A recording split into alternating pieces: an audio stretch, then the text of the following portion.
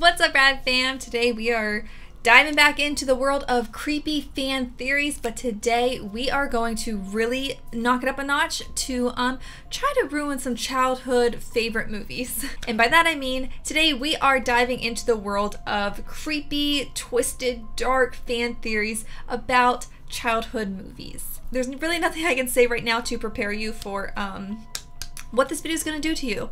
So let's get to it. We're going to start off this list, I think, nice and strong with one of my favorite all-time movies growing up, which is Toy Story.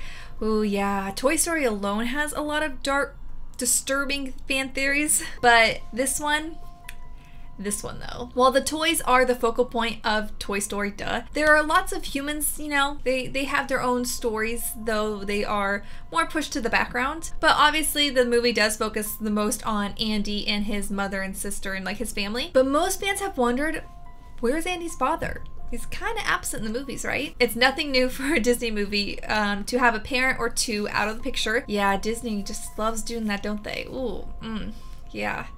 A lot of sad stories, a lot of tragedies that these families endure. But the man's absence is never explained in this movie, or even mentioned. Some fans, though, have theorized that his absence is a sign that Andy's father either left the family or passed away long before the movie began, explaining his connection to strong, honorable father figure dolls like Woody and Buzz. I mean, this fan theory makes sense, right? I mean, they had to purposefully not mention the father for a reason. They've never been one to shy away from including some tragedies for little kids to face, and I think that really adds an element for the viewer to connect to the storyline more, especially if it's one that they can relate to. So some writer out there had to have actually like made a story about explaining where the father is, just didn't include the movies, you know? Oh, that's really sad. Of course it's sad. Of course it's sad, because all fan theories love to make happy, bright things into sad and depressing things. Let's move on. Now this next one is a throwback to a classic, and that is Willy Wonka and the Chocolate Factory.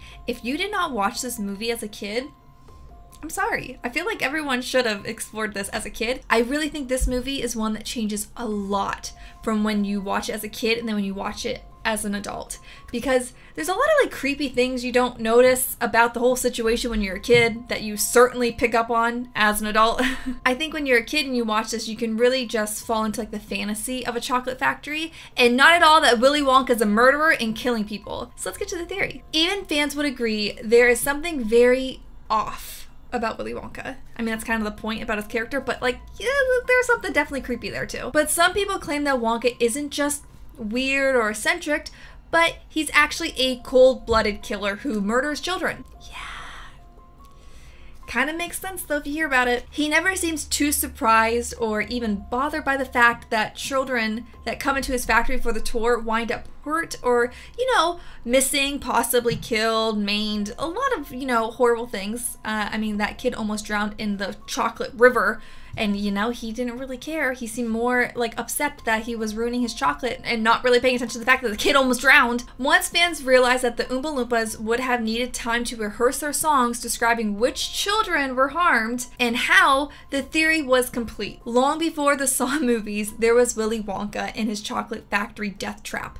Only kids were allowed. Yeah, I mean, this might seem like a theory that is way out there and like one that's not very believable. If you sit down and really think about it, it is very, very unnerving and creepy, the whole situation. Now this next one's about Ice Age and its actual timeline. Now when you're watching Ice Age, you think, oh, it takes place in the Ice Age. Long time ago, right? Well, not according to this fan theory. This fan theory says that Ice Age is actually a prediction for the future, and it's a grim one for humans. So this fan theory comes from Reddit. I think like the majority of fan theories ever on the internet come from Reddit. This theory is that Ice Age happens in the future after humans have resurrected dinosaurs using discovered DNA. And that kind of explains like the whole plot hole of a woolly mammoth, you know, being the star, right? Humans have also started building spaceships, but a nuclear war breaks out, leaving only a few humans left, reduced to live like Neanderthals. That one's a tiny little bit of a stretch, but the Ice Age is brought on by nuclear winter. Now that's where the part where it's like, oh, okay, that kind of makes sense. So the whole cloning DNA to bring these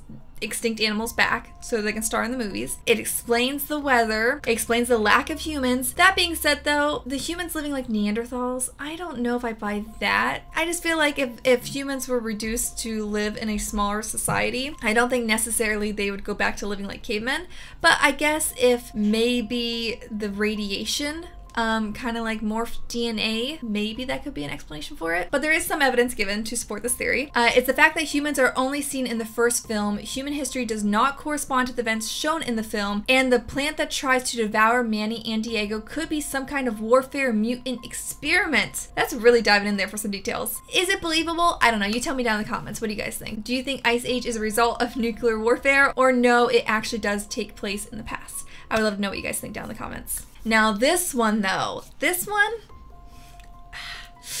it's a lot. It's really sad, like they usually all are. I need to really stop saying that. We've established, Kaylena, fan theories are sad. This one's linking a childhood classic movie to a classic horror movie. This one says Carrie is the grown-up Matilda. Wow, okay, let's hear how they try to explain this. This fan theory says that Stephen King's Carrie is a grown-up Matilda. According to this theory, Matilda and Miss Honey moved house and changed their names after the film to start afresh. Miss Honey / Margaret deals with her traumatic past through religion, and Matilda / Carrie becomes a shy girl who stops using telekinetic powers, and she begins to wonder if she just imagined them. That's the bridge between the end of Matilda and the beginning of Carrie. Unfortunately, this could make sense as both the stories about a girl with telekinetic powers. Plus, over at Thought Catalog, another website, they reckon the events in Carrie could come as a result of the pair suffering from PTSD due to their childhood traumas. I see definitely the connections. That's crazy that someone actually sat down to like think of this theory. That's pretty funny. Well, I mean, like the theory's not funny, but it's funny that someone could like